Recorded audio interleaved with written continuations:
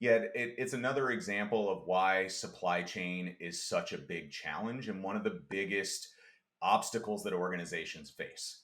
It is very difficult to handle a malicious program that comes from a legitimate source that is distributed through legitimate channels. And that's what we saw with 3CX. In this case, it was actually a supply chain attack within a supply chain attack. So it appears that there were multiple layers of supply chain activities that occurred during this particular infection.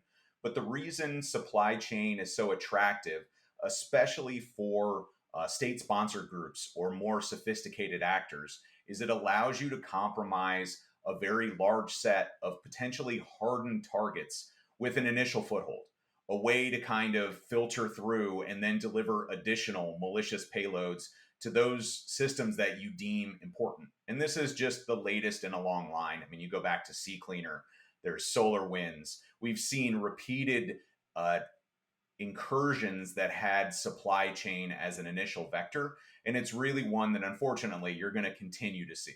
So organizations need to look at, how do they triage updates?